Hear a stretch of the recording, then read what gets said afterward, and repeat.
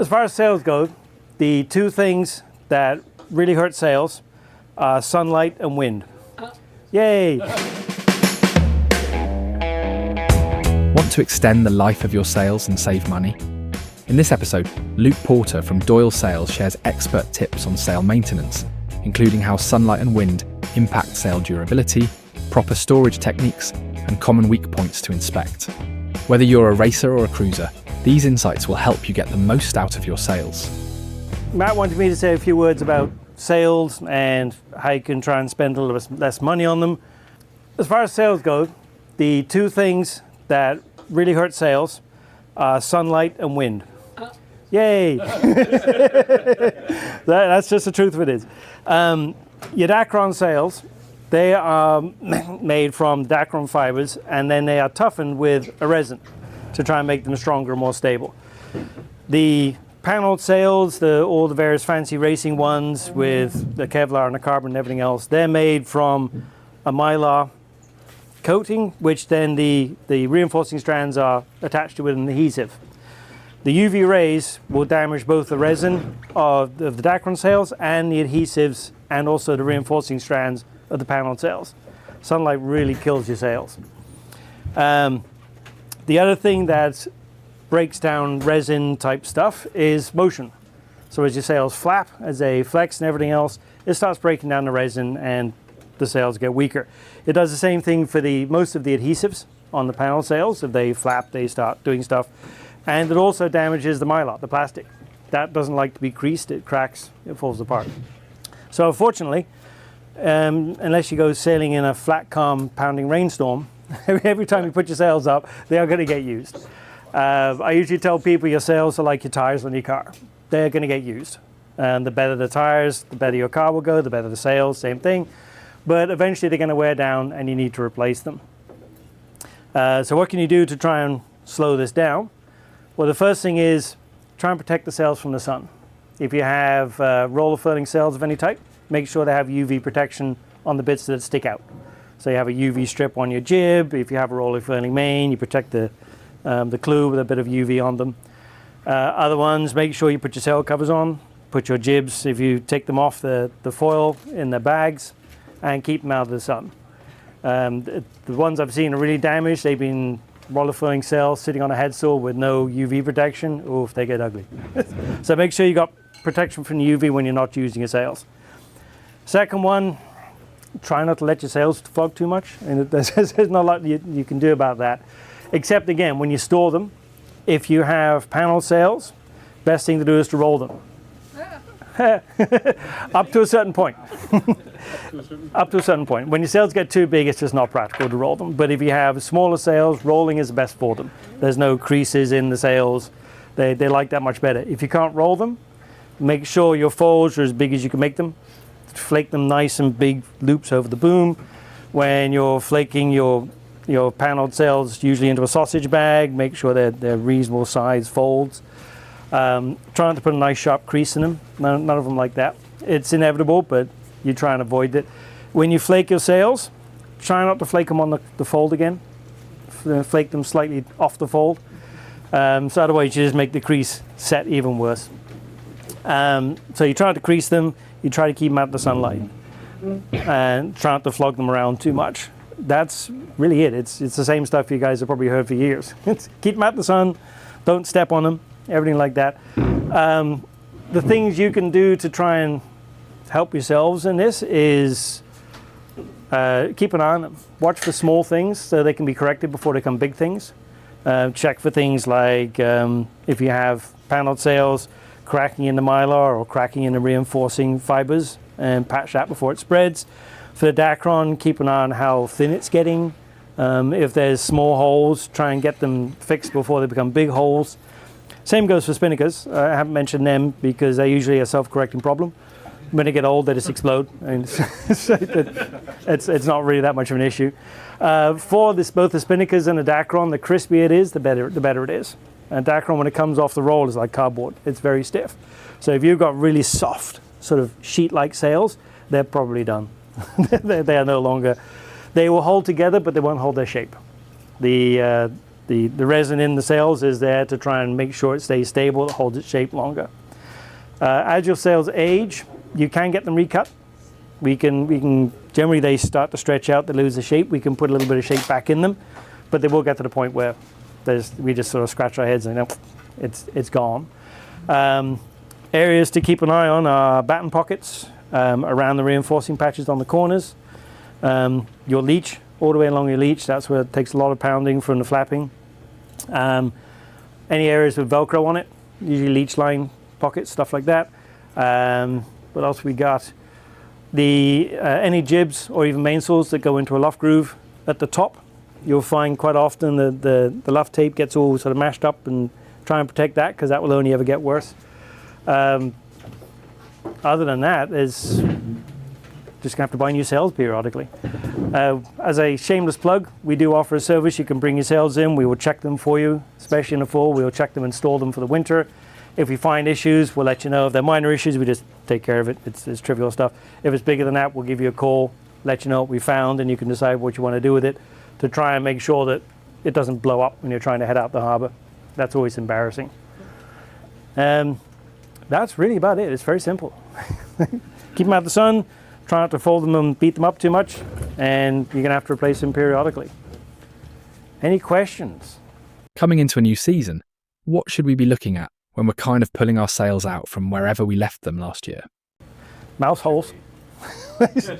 You're amazed the number of rodents that make nests in these things. Spread them out. Like I said, check the corners. Make sure your corners are still good. You don't have any cracking or anything around those. Check your batten pockets. That's another strain point. Check your leech for any small tears or anything like that. Figure out how crispy your sail is. The crispier the better. If it's starting to get really, either if it's a laminate sail and it gets really crinkly, then it's starting to delaminate. That's a bad thing. If it's a Dacron sail and it's starting to feel really soft and smooth on the hands, that's also a bad thing. You can also just look at it and go, that don't look very good, I need a new one. It's up to you. Don't worry too much about staining or colors. That doesn't matter. That doesn't make any difference. People worry that it's getting green in the corners. All this stuff is plastic. It's not going to rot out on you. The only other thing that does happen sometimes is the stitching gets worn or the stitching gets UV damaged. And that you can just try picking a bit of stitching. If it stays there, it's good. If it starts to come apart on you, that's bad. And that might be something either to be restitched or your sail's done.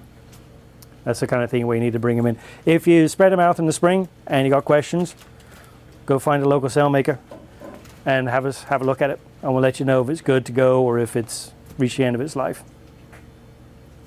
I've gotten sails with the wrong numbers on them. Can you peel them off, or are they kind of stuck there forever? It can be tricky, but yeah, we can peel them off, or even you can peel them off. Yeah, sure. Yeah, just don't take a knife to it. just pick it off with your thumb and peel it off. Yeah, or you can bring it in. We'll do it. Either way, yeah, that stuff comes off. What about windows? I have some with cracks. Do they need full replacement, or can they be patched and repaired? It's generally a whole replacement. That's usually either Mylar or straight up plastic, and once it cracks, it's just cracked. We just replace them. How about salt water? Is it worth rinsing everything off? Doesn't really matter. Where everything's plastic these days, it's not going to rot. The salt crystals, if it's really, really salty, it might do a bit of damage to the fibers, but generally not. I mean, yeah, rinse them off, but no, it's if you put them together wet, anything else. You said not to worry about stains. So if you don't like how your sail looks, you shouldn't wash it in the bathtub with bleach, right?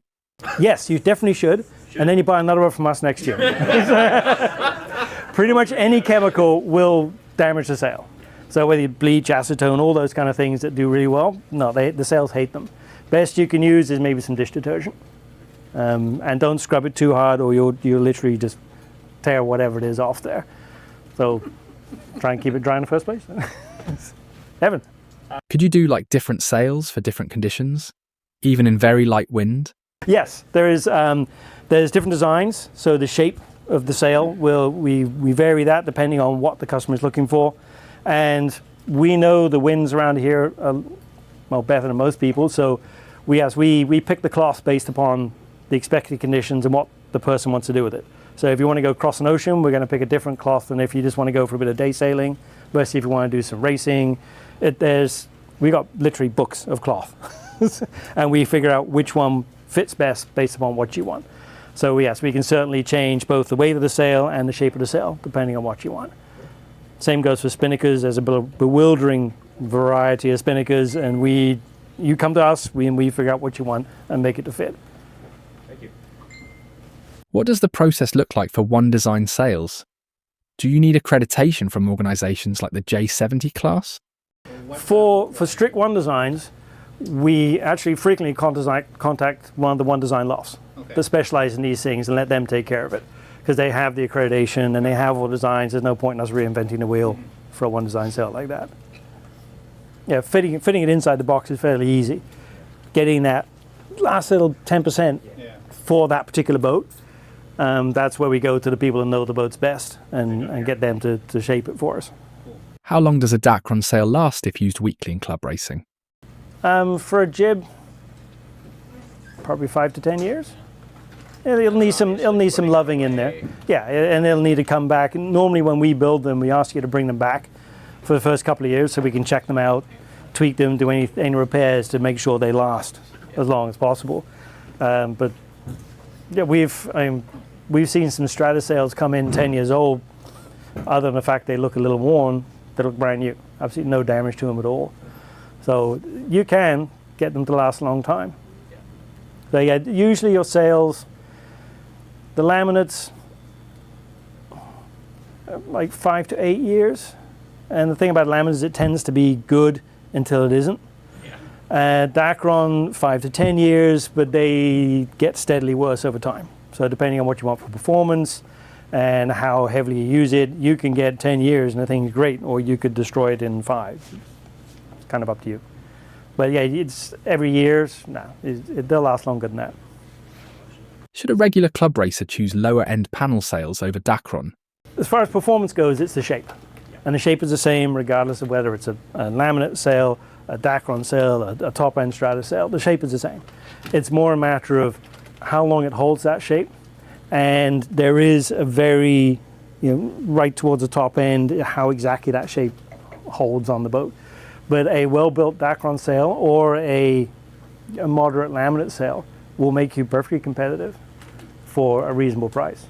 Yeah, back in the days when it was just Mylar and no reinforcing, you might get a year out of it. Yeah. But no, there's we don't like sails that explode quickly. People don't get happy. So when we make them, we like to make sure they last. And in fact, when we quote sails, the quoting programs we use, they offer up a certain weight of sail. We always go above that, because these are assuming you're sailing in Long Island Sound or something where there's less wind. And we could give you that, but you're going to be coming back after 3 years all upset, your sail exploded. So we automatically step things up to make them last longer in our average conditions. So yeah, you can get one that lasts for quite a while, give you good service for a reasonable price, depending on what you think is reasonable. Anything else? What changes do you expect in sail manufacturing for club racers in the next 5 to 10 years? Nothing's changed much for the last few years, and I don't think much will change in the next few years. So I don't see any major shift on the horizon. I've seen things go back and forth a bit between well-made Dacron sails and the lightweight laminates as to what people prefer. It kind of depends on what the demographic of the people coming in is. If we get a whole bunch of new people coming into it, especially younger people with smaller boats, they're going to go Dacron. And if they ask us, like, look, you can get a set of Dacrons for less than a set of laminates, and price means a lot when you're starting out. If we sort of shifting into what we saw probably about 20 years ago now or more, where the focus is more on the bigger boats with the bigger budgets, you're going to see more laminates. In fact, you're going to see more top-end laminates. So the Stratuses and 3DIs, which we won't say very loudly. So it depends more on what happens with the people who are actually doing the sailing and doing the racing. We do a lot of cruising sails. There's far more people out there doing day sailing and cruising than there is doing racing. So from just sort of standing at the back and looking at what's going out the door, Dacron, a lot more Dacron. But for racing, I think already most race boats have a laminate. There's not many that have a Dacron unless it's a class rule. So you'll see more of the same. I don't think you'll see any major changes.